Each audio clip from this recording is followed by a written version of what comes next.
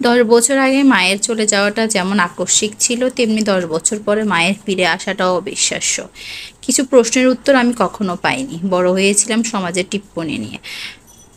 রাস্তা দিয়ে হেঁটে গেলে মানুষজন বলতো, দেখ এর মা আরেক বেটার সাথে পালিয়ে গেছে। ঠোঁটের নিচে থাকা গাঢ় তিল দেখে আত্মীয় স্বজনরা বলতো, মায়ের মতো মেয়েও ভাগবে, দেখিও ওর এমন নোংরা তিল আছে।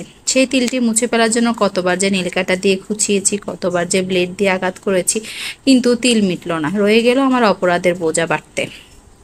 ভাই এখন মায়ের সাথে কথা বলে, দেখাও করে, আমাকে জোর করলেও আমি কথা বলি না।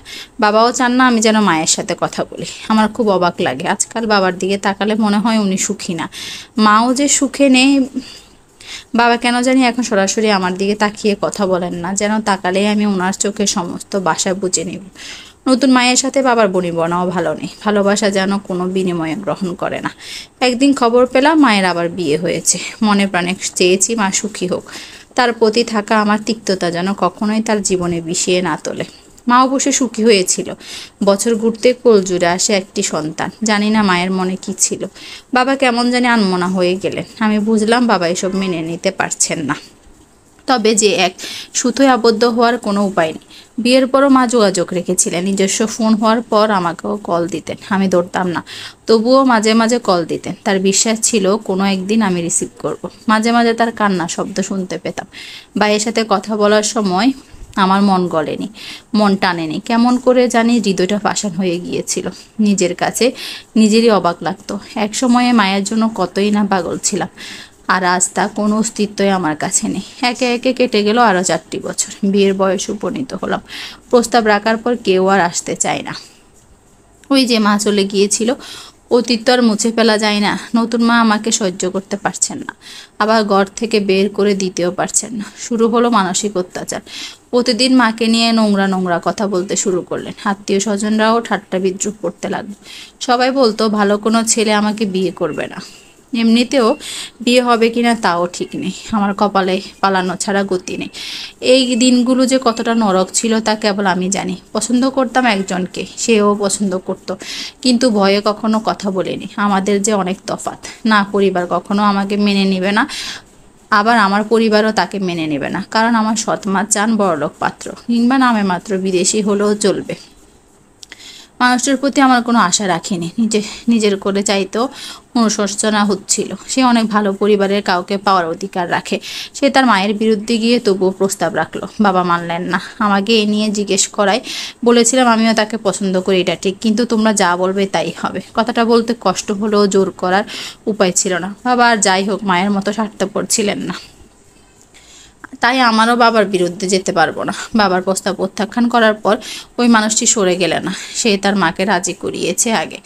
তার মাও বলেছিলেন আগে তুই ভালো একটা কিছু কর। সে চলে গেল বাহিরে। 3 বছর পর যখন ফিরে এলো তখন পারিবারিকভাবে আমাদের বিয়ে ঠিক হয়।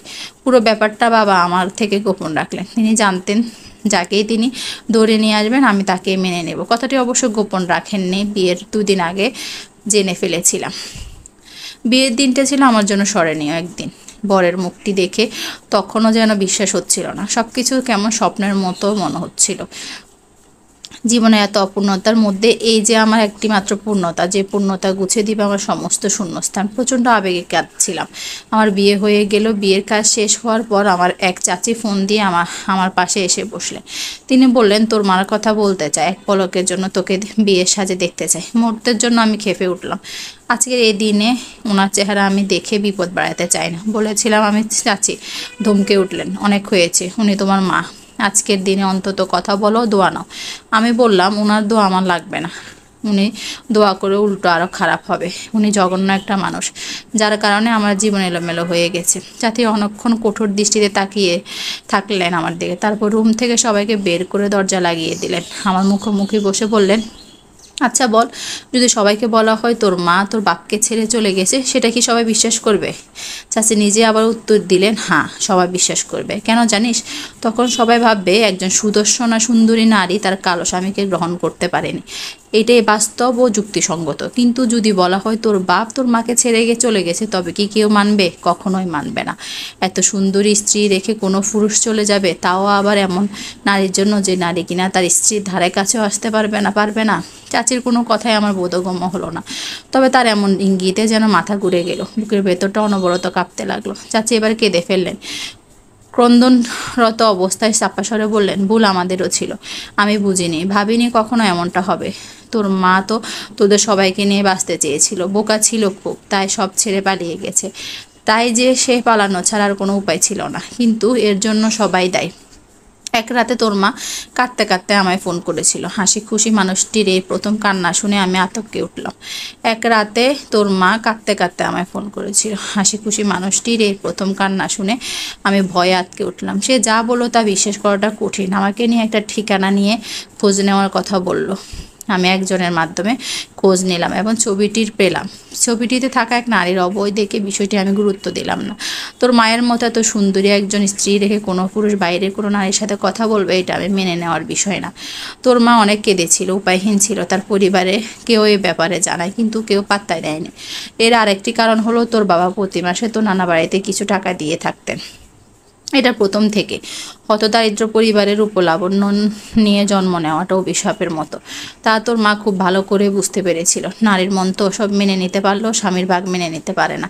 নিজের পরিবারের উদাসীনতা তাকে আরও ভেঙে দেয়। সে বুঝেছিল তার পরিবারের একটি কথাও বলবে না, কেননা যদি প্রতি মাসে পাওনা টাকা বন্ধ হয়ে যায়। সবশেষে সে পালিয়ে গেল ছন্ন ছাড়ার মতো।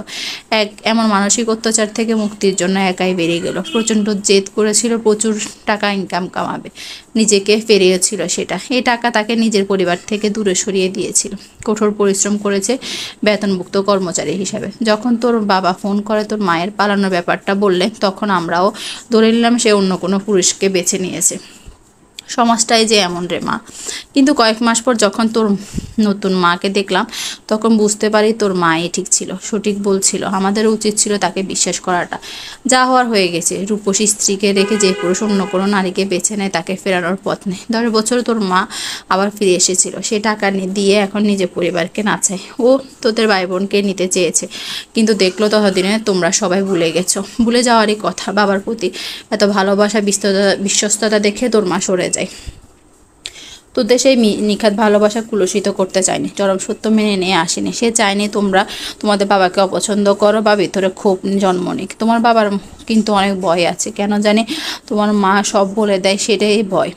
আর তোমার মা সে ভয়ের সুযোগ নিয়ে তোমাদের জন্য অনেক কিছু করেছে এবং করবে। তোদের থেকে প্রত্যাখ্যান করা অনেকটাই ভেঙে গিয়েছিল। তখন তাকে বলি যেন সেও আবার নিজের কথা ভাবে, একান্ত নিজের। এরপর তোর মা আবার বিয়ে বসে। কিন্তু তুই যে মানুষটি সারা জীবনের জন্য নিজের করে পেয়ে গেলি, সেটাও কিন্তু তোর মায়ের ভূমিকা আছে। অন্য কোনো মা যে কিনা নিজের মেয়ের জন্য অন্য একজনকে নারীর কাছে হাত জোর করে কেঁদেছিল, চাইতে পারে তোর বাবাকে রাজি করিয়েছে তোর মা। সব কিছুর পরও সে চেয়েছে তুই যেন সুখী হোস, জীবনটা যেন তোর মতো ও তোর মার মতো না হয়। তোর মা অনেক বোকারে, আমরা অপরাধী। যখন তোর ভেতর ভাঙতে শুরু করে কি করবে নিজে বুঝতে পারে না, তোর মা বুঝেছিল সে থাকুক আর নাই থাকুক, তোর ঘরে যেন কোনো সময় অন্য নারীর আগমন ঘটবে না। এই জন্য মেনে নেওয়া কঠিন। প্রতিদিনের ঝগড়া, মনোমালিন্য, মানসিক অত্যাচার সব মিলিয়ে সম্পূর্ণ একা হওয়ার পথে নিজেকে কাটা মনে করে তাদের পথ থেকে সরে গেল। কিন্তু তোদের নিজের কাছে রাখার জন্য স্বাবলম্বী সে ছিল না। একা একা মানুষ আর কত পারবে রে মা।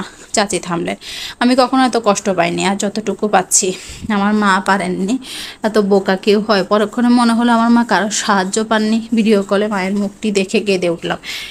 এই তো আমার চেনা অতি আপনজন, যে কিনা আমাদের জন্য নিজেকে উৎসর্গ করে দিয়েছে। আমি কাঁদছি, মাও কাঁদলেন। তবে এই বিষয়ে মাকে কোনো প্রশ্ন করিনি। আমি যে সব জানি এটাও বুঝাইনি, থাকুক না কিছু আড়াল। মা যেটা লুকাতে চাচ্ছেন সেটা আমার প্রকাশ করা কঠিন হবে না। শেষ পর্যন্ত আমি সুখী হতে পেরেছি। আমার শ্বশুরবাড়ির মানুষেরা অনেক ভালো, আমার কল্পনার থেকেও বেশি। মায়ের ভালোবাসা না পাওয়ায় শাশুড়ি ভালোবাসা পাবো বলে আশাও করিনি। কিন্তু আমার শ্বশুর শাশুড়ি একদম বান্ধবীর মতো। বাইরে গেলে সবখানে একসাথে আমাদের চলাফেরা। দিন গেল, বছর গেল, আমিও মা হলাম। বাবা কিংবা মা সবার থেকে আমার যোগাযোগ আছে। ভাই বোনেরাও বড় হলো। আমার ভাইয়ের টাকার নেশাটা ছোটবেলা থেকে, অনেক বড় হওয়ার স্বপ্ন ছিল তার মধ্যে, হয়েছেও তাই। বাবার হার্টের সমস্যা, এছাড়া একটা কিডনিও ড্যামেজ, শরীরে ভাঙতে শুরু করেছে। পরিবারের দায়িত্ব এখন আমার ভাইয়ের হাতে। নতুন মা এখন ভাইকে অনেক ভয় পায়। একসময় যিনি তাকে মেরে ফেলার চেষ্টা করেছিলেন, কখনো হাতে দুটো টাকাও দেননি, আজ প্রতিটা মুহূর্ত প্রতিটা হিসেব যেন ভাইকে ফিরিয়ে দিচ্ছে। আমি ওনাকে ক্ষমা করে দিলেও আমার ভাই ক্ষমা করতে পারেননি। তাকে যতই বুঝায় সে শুনে না, তবুও প্রতিটি ক্ষেত্রে নতুন মায়ের কথা অন্যায়গুলো সে খোঁটা দেয়। সবাই হয়তো ক্ষমা করা উদারতা নিয়ে জন্মায় না, অবশ্য আমার অন্য ভাই বোনের সে বেশ খেয়াল রাখে। একসময় নতুন মা আমাদেরকে ধরতে দিতেন না, সবসময় বুঝিয়ে দিতেন আমরা সৎ ভাই বোন, কোনো অধিকার ফলাতে দিতেন না। এমনকি আমি ওদের বড় হওয়ার সত্ত্বেও ওরা যখন আমাকে মারধর করতো তখনও তিনি বাধা দিতেন না, কিছু বলতেন না। আজ আমার সৎ ভাই ক্লাস 7 পর্যন্ত পড়ে, আর পড়বে না বলে বকে গিয়েছে। বোনটি এবার ক্লাস 9-এ, কিন্তু এখনই অন্য কোনো ছেলের জন্য হাত কেটে একাকার অবস্থা।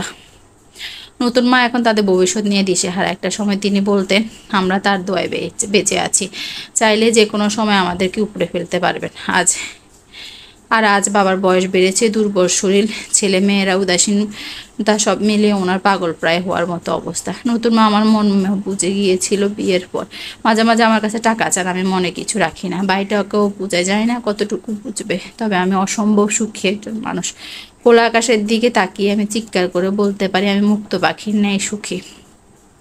অন্য দরজা সবসময় জীবনে বিষাদ ডেকে আনে।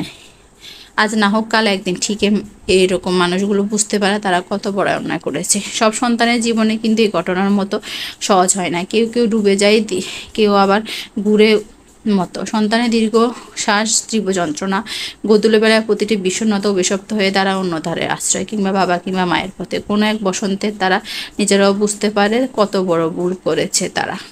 সমাপ্ত। আসসালামু আলাইকুম।